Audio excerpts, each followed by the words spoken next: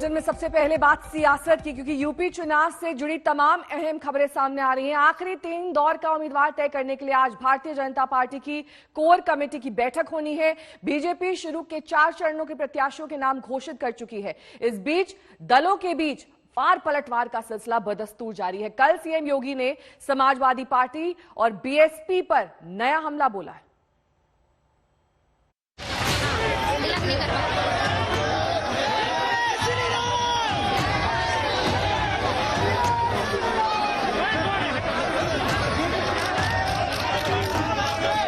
जब संकट का साथी भारतीय जनता पार्टी है तो वोट लेने का अधिकारी भी तो भारतीय जनता पार्टी ही होगी। कोरोना की वजह से रैलियों और रोड शो पर चुनाव आयोग ने पाबंदी लगाई तो बीजेपी ने छेड़ दिया द्वार द्वार संपर्क अभियान। घर घर जनसंपर्क अभियान के तहत मुख्यमंत्री योगी आदित्यनाथ ने कल गाजियाबाद में मोर्चा संभाला। वो साहिबाबाद की वाल्मीकि बस्ती राजीव कॉलोनी भी गए और लोगों से बात की।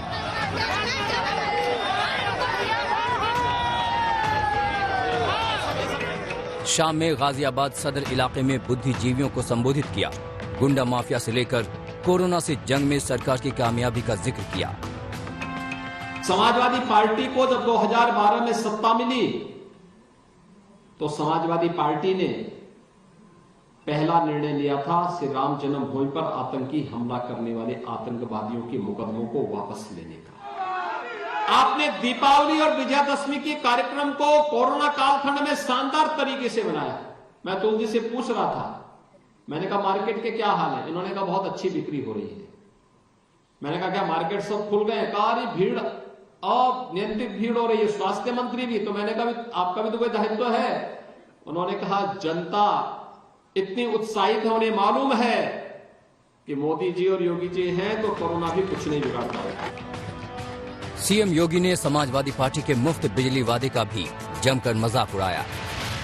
कहते हैं सरकार बनाएंगे 300 यूनिट बिजली फ्री देंगे। अरे तुम तो जब सरकार थी तब क्या कर रहे थे? तब तो अंधेरे में रखते थे पूरे प्रदेश को। जब समाजवादी पार्टी की सरकार थी क्या बिजली मिलती थी? तो आज कैसे कहते हैं वे, कि फिर हम कैसे कहते हैं कि सरकार आएगी 300 यूनिट बिजली फ्री दे देंगे, जब बिजली नहीं देंगे तो फिर ये कहां से? योगी ने कहा कि एसपी बीएसपी के समय कोरोना नहीं था, फिर भी कर्फ्यू लगते थे, लेकिन कोरोना की तीसरी लहर के बाद यूपी में कर्फ्यू नहीं है। सीएम योगी ने गाजियाबाद में मोर्चा संभाला तो deputy CM Dinesh Sharma greater Noida में डोर टू डोर कैंपेन करने पहुंचे। वोटरों से मुलाकात के बाद दावा किया कि इस बार तो रिकॉर्ड तोड़ जीत तय है। विभिन्न चुनाव में मैं गया हूं और देश के तमाम प्रदेशों में मैं गया। ऐसी सहज भावता और स्वीकार्यता जो मुझे देखने को मिल रही है, मैं समझता हूं कि अभूतपूर्व है और ये सकारात्मकता बीजेपी के मत प्रतिशत को काफी बढ़ा रही है। यूपी में 10 फरवरी को पहले चरण का मतदान है, लिहाजा बीजेपी ने चुनाव प्रचार में पूरी ताकत झोंक दी है। सीएम, डिप्टी सीएम के अलावा केंद्रीय मंत्री तक चुनाव प्रचार में उतर चुके हैं। इस बीच आज आखिरी 3 दौर के उम्मीदवारों का नाम तय करने के लिए आज बीजेपी कोर कमेटी की बैठक है। बीजेपी पहले 4 दौर के उम्मीदवारों की सूची पहले ही जारी कर चुकी है। ग्रेटर नोएडा से तेजस्वी पुरंदरे और गाजियाबाद से अमित भारद्वाज के साथ आज तक ब्यूरो। इधर बीएसपी सुप्रीमो मायावती और सीएम योगी आदित्यनाथ गोरखनाथ मठ को लेकर ट्विटर पर जंग करते हुए दिखाई दिए। शुरुआत मायावती के ट्वीट से हुई। मायावती ने ट्वीट किया, शायद ही पश्चिमी यूपी की जनता को यह मालूम हो कि गोरखपुर में योगी जी का बना मठ, जहां वो अधिकांश तौर पर निवास करते हैं, वो कोई बड़े बंगले से कम नहीं है। यदि इस बारे में ये बता देते तो बेहतर होता। साथ ही यह भी बेहतर होता अगर यूपी के सीएम अपनी सरकार की तारीफ के साथ साथ बीएसपी सरकार के जनहित से जुड़े कार्यों का कुछ उल्लेख कर देते।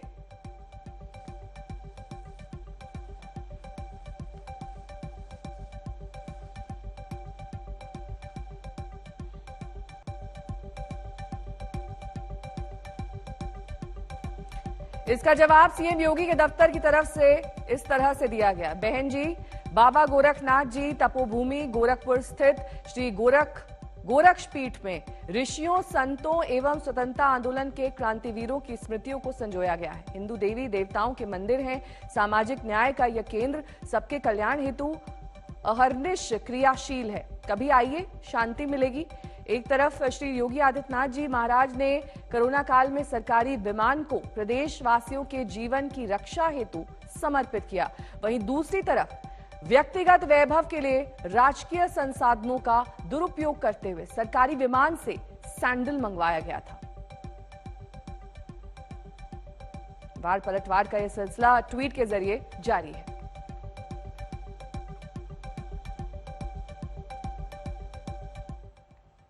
इधर सीएम योगी और मायावती की जुबानी जंग भी जारी है, ट्विटर के जरिए ये चल रही है। अब बात एसपी अध्यक्ष अखिलेश यादव की कर लेते हैं।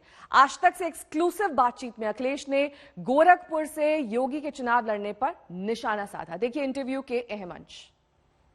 उत्तर प्रदेश के पूर्व मुख्यमंत्री, समाजवादी पार्टी के मुखिया और अब मैनपुरी के करघल से समाजवादी पार्टी के उम्मीदवार, आपका बहुत स्वागत है आज तक पर अखिलेश जी। बहुत धन्यवाद आपका। मैनपुरी की करघल सीट, सबके जेहन में यही सवाल है कि आजमगढ़ छोड़कर आपने इस सीट को क्यों चुना, इसीलिए पहला सवाल आपसे यही, क्या खास है करघल में? मैनपुरी की जनता और खासकर करहल और पार्टी के नेताओं और हमारे कार्यकर्ताओं ने कहा कि अगर आपको चुनाव लड़ना है तो आप करहल क्षेत्र से चुनाव लड़िए, जहां से नेताजी ने कभी शुरुआत की थी। इसलिए पार्टी के फैसले पर मैंने कहा कि हाँ, करहल से ही ठीक रहेगा चुनाव, और मेरी कोशिश है कि जब तक मुख्यमंत्री जी का चुनाव, उससे पहले समाजवादी पार्टी का अपना चुनाव हो जाए। आजमगढ़ से नहीं लड़ने पर बीजेपी लगातार आप पर निशाना साध रही है कि चूंकि यादवों की बहुलता वाला वो सीट है और आप अपनी विजय को सुनिश्चित करने के लिए आजमगढ़ छोड़कर वहां पर भाग गए हैं। आजमगढ़ को छोड़ा नहीं है अभी कहां से आजमगढ़ को छोड़ा? अभी तो आजमगढ़ के सांसद हूं मैं, और आजमगढ़ अभी नहीं छूटा है और आजमगढ़ कभी नहीं छूटेगा। भारतीय जनता पार्टी को पता है कि जहां से भी समाजवादी पार्टी चुनाव लड़ाएगी और जो क्षेत्र समाजवादी पार्टी का, वहां ऐतिहासिक जीत होगी। मैं करहल की जनता का धन्यवाद दूंगा और उनके बीच जाऊंगा। जैसा करहल की जनता ने समाजवादी पार्टी के प्रति हमेशा वोट किए हैं और जीत दिलाई है, वहां की जनता तो ये भी कहने को तैयार है कि अगर आप क्षेत्र भी नहीं आए तब भी चुनाव जिता करके भेजेंगे। और कई बार मैं सुनता था, पढ़ता था कि उस क्षेत्र से क्यों नहीं चुनाव लड़ते हैं जहां पर काम किया हो। मुझे खुशी है इस बात की कि करहल क्षेत्र से एक्सप्रेसवे निकलता है, और वो क्षेत्र वो है जब आप करहल का कट देखते हैं तो लगता ही नहीं कि करहल का कट है। और वहां पे एक ऐतिहासिक मंडी बन रही थी, जो फल, सब्जी, अनाज किसानों को मदद मिलती, तो काम रोका गया। आज जब उत्तर प्रदेश का चुनाव है, सवाल ये कि जनता को क्या मिलेगा। समाजवादी पार्टी ने तय किया है कि 300 यूनिट फ्री बिजली मिलेगी, किसानों के लिए सिंचाई मुफ्त होगी, साथ ही साथ पुरानी पेंशन की बहाली होगी और लैपटॉप मिलेगा। 22 लाख तो केवल आईटी सेक्टर में नौकरी निकल सकती है। मैंने कहा कि ये तमाम फैसले तब लिए पार्टी ने जब प्रोफेशनल से और जो एक्सपर्ट हैं, जो इस क्षेत्र के जानकार हैं, उनसे राय ली है और उनसे मशवरा कर करके, उनसे चर्चा कर करके ही फैसला लिया है। आप फ्री बिजली का वादा कर रहे हैं, योगी आदित्यनाथ आप पर निशाना साध रहे हैं, कह रहे हैं आपकी सरकार के समय तो बिजली ही नहीं आती थी, फ्री बिजली का नारा तो बस ऐसे ही है। और सत्य, समाजवादी पार्टी, ये एक दूसरे के पूरक बिल्कुल नहीं है, ये दूसरे के धुर विरोधी हैं। मुख्यमंत्री जी पिछले 4.5 साल में बिजली के कारखाने का नाम नहीं रट पाए, और अगर नाम रटा होता उन्होंने तो शायद बिजली के कारखाने का नाम वो बताते। उन्होंने लिखा है, उत्तर प्रदेश के लिए फिर से भाजपा सरकार बहुत जरूरी है ताकि बहन बेटियों के सम्मान के साथ कोई गुंडा खिलवाड़ न कर सके, दंगाइयों एवं तमंचावादियों को सजा दी जा सके। इस पर बड़ा जोर दे रहे हैं मुख्यमंत्री जी। जानते ही नहीं कुछ है, उनको पता होना चाहिए अगर खुलेआम मर्डर, खुलेआम हत्या, खुलेआम बेटी, बहन और माताओं के साथ अगर अन्याय हो रहा है तो भारतीय जनता पार्टी की सरकार में, मेरा मत मानिए कहना, आप भारतीय जनता पार्टी का कहना मत मानिए। जो भारत सरकार के आंकड़े हैं उनसे बताइए, एनसीआरबी का डेटा क्या कहता है। आज सबसे ज्यादा असुरक्षित महिलाएं या बेटियां कहीं तो उत्तर प्रदेश में, उसका जवाब मुख्यमंत्री जी के पास क्या है? गृह मंत्री अमित शाह कैराना में थे, वहां से पलायन के मुद्दे को जोर शोर से फिर से बीजेपी ने उठाया। घर घर जाकर डोर टू डोर कैंपेन कर रहे थे वो। देखिए, तो इससे आप लोगों को फर्क पड़ेगा। उनके पास मोदी हैं, अमित शाह हैं, जेपी नड्डा हैं, यहाँ पर योगी आदित्यनाथ मुख्यमंत्री खुद हैं। देश के होम मिनिस्टर अगर ये आंकड़ा उत्तर प्रदेश का देते हैं तो उन्हें उत्तराखंड का भी आंकड़ा देना चाहिए। उत्तराखंड में जब भारतीय जनता पार्टी की सरकार थी और पूर्व में जो कांग्रेस सरकार थी, वहां बाकायदे कमीशन बना, और कमीशन इस बारे में बना जानकारी हासिल करने के लिए कि लोगों ने गांव क्यों छोड़ा और कितने बड़े पैमाने पे छोड़ा है। हजारों गांव ऐसे हैं जहां पर एक भी व्यक्ति नहीं रह रहा है। अगर सबसे ज्यादा पलायन अगर कहीं हुआ है तो उत्तराखंड में पलायन हुआ है। मुझे ये बताएं, भारतीय जनता पार्टी के लोग उत्तराखंड के पलायन के बारे में क्यों नहीं बोल रहे हैं? और मुझे याद है कि जिस समय सूची जारी की थी भारतीय जनता पार्टी ने पलायन की, वो झूठी सूची थी। वहां पर गृह मंत्री की ओर से कहा गया है कि पहले पलायन करवाने वाले अब खुद ही पलायन करने के लिए मजबूर हैं। भारतीय जनता पार्टी की सरकार में इतनी सुरक्षा वहां पर हुई है, और जो लोग पलायन करके गए थे वो उन्होंने घर वापसी कर ली है। उन लोगों के परिवारों से जाकर भी उन्होंने मुलाकात की है। पलायन कैराना का कितना बड़ा मुद्दा बनेगा, और वहां के जो आपके उम्मीदवार हैं उनके खिलाफ भी कार्रवाई हो गई है। अभी तक टिकट नहीं कटा उनका, बार बार ये सवाल भी पूछे जा रहे हैं कि आपने टिकट दे दिया था। और भारतीय जनता पार्टी हर पैतरा अपनाएगी चुनाव से पहले। भारतीय जनता पार्टी की कोशिश है कि चुनाव विकास पे नहीं हो, चुनाव नौकरी पर न हो, चुनाव महंगाई पर न हो, क्योंकि भारतीय जनता पार्टी पर महंगाई का जवाब नहीं है। और फिर देखा नहीं आपने, कोई मास्क नहीं लगाया था, सब कोरोना फैला रहे थे। अगर विपक्ष निकलेगा तो उसमें पाबंदी है, एफआईआर दर्ज हो जाएगी। सत्ता के लोग तो खुलेआम कोरोना फैला सकते हैं। आपने तो लखनऊ में बड़े कार्यक्रम किए थे ना, जब स्वामी प्रसाद मौर्य और बाकी लोगों के साथ मंच पे, उस समय भी बहुत ज्यादा भीड़ थी। जो चुनाव आयोग ने ये कहा कि वर्चुअल रैली होगी, तो वो वर्चुअल रैली की डेफिनेशन क्या है? वर्चुअल रैली की डेफिनेशन क्या है? तो वर्चुअल रैली की डेफिनेशन क्या है?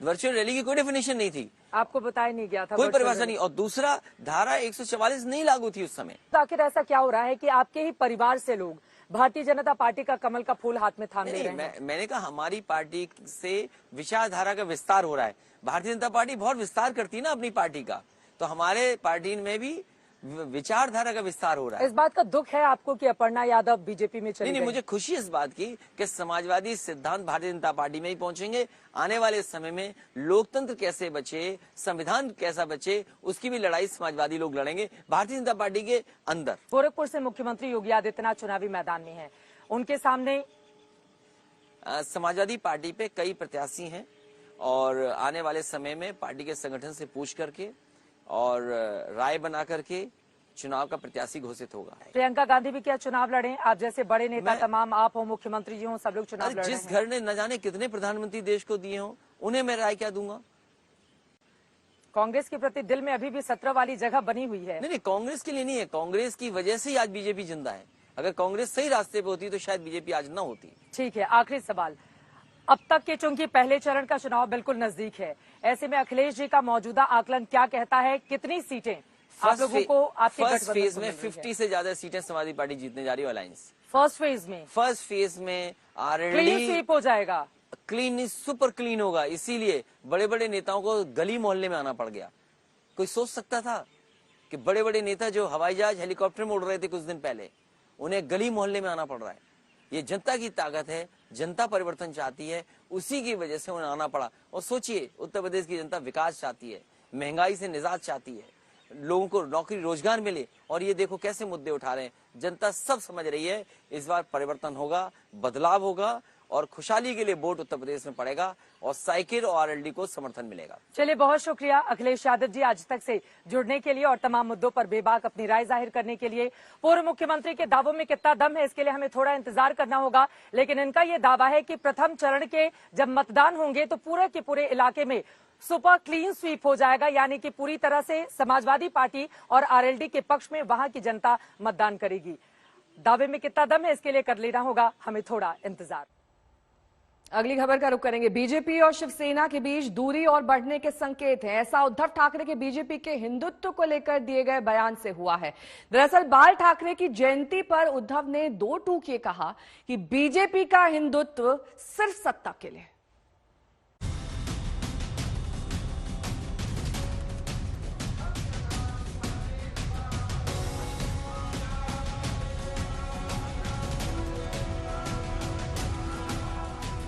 यूपी का सियासी समर अपने चरम की तरफ बढ़ रहा है। देश के सबसे बड़े सूबे में जिन मुद्दों की सबसे ज्यादा गूंज है उनमें एक हिंदुत्व भी है। वो मुद्दा जिस पर बीजेपी सबसे ज्यादा भरोसा कर रही है। हिंदुत्व को लेकर बीजेपी गाहे बगाहे विरोधियों को घेरती रही है।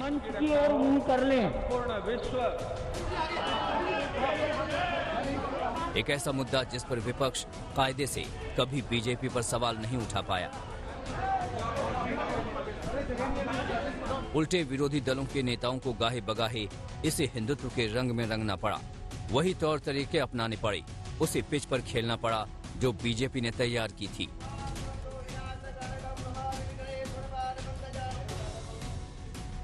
लेकिन अब बीजेपी की 2.5 दशक तक सहयोगी रही शिवसेना ने इसे हिंदुत्व को लेकर बीजेपी पर करारा वार किया है।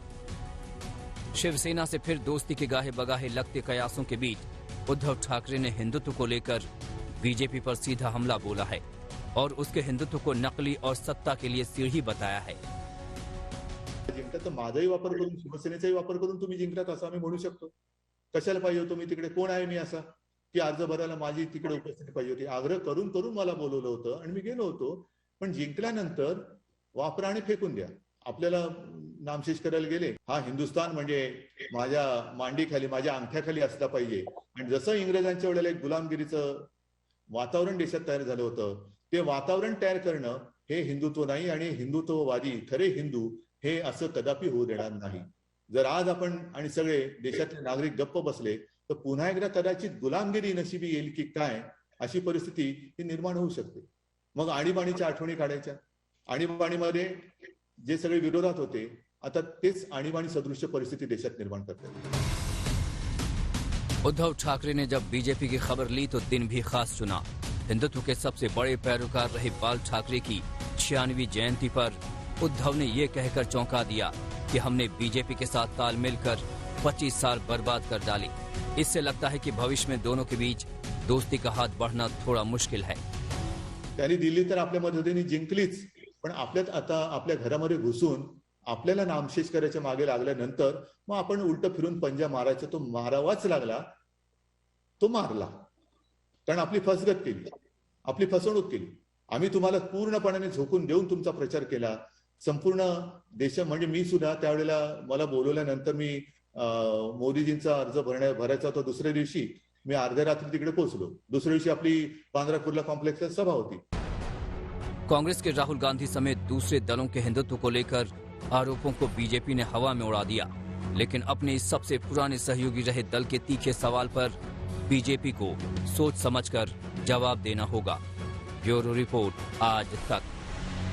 देश में कोरोना के आंकड़े की क्योंकि नए मामलों में थोड़ी गिरावट दर्ज की गई, हालांकि आज भी कोरोना के नए मामले 3 लाख से ऊपर हैं। पिछले 24 घंटे में कोरोना के 3,06,064 केस सामने आए हैं, जबकि 2,43,495 मरीज ठीक हुए हैं। कल कोरोना के 3,47,254 मामले सामने आए थे। आइए आपको दिखाते हैं कौन से वो 5 राज्य हैं जहां कोरोना के मामले सबसे ज्यादा हैं।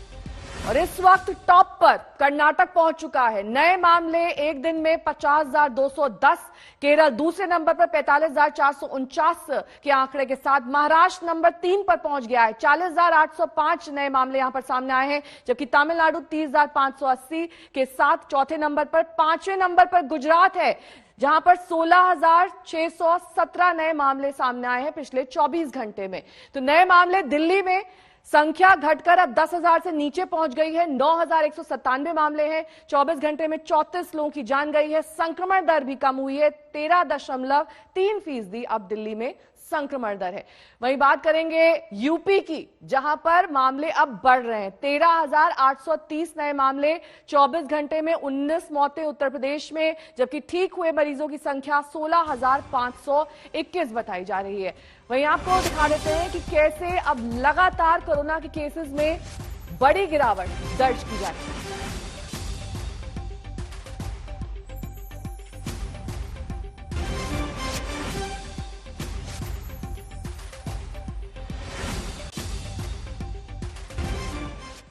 बात अब मौसम की करेंगे, क्योंकि पहाड़ों पर इन दिनों ठंड और कोहरे की जबरदस्त मार है। बर्फ का मिला जुला अटैक देखने को मिल रहा है। हिमाचल से कश्मीर और उत्तराखंड तक हर जगह बर्फबारी हो रही है। सैलानियों के चेहरे खिल गए हैं, लेकिन बर्फबारी के इस लंबे दौर से जनजीवन पर भारी असर पड़ा है।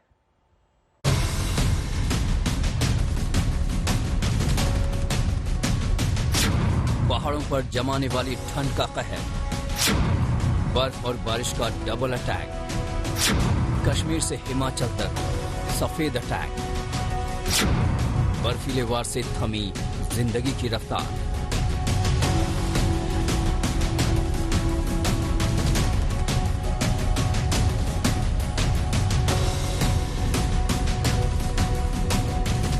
पहाड़ों की ये तस्वीरें देखकर आपको अंदाजा हो जाएगा कि साल के पहले महीने के जाते जाते कैसे सफेद अटैक ने पूरे पहाड़ को अपनी आगोश में ले रखा है।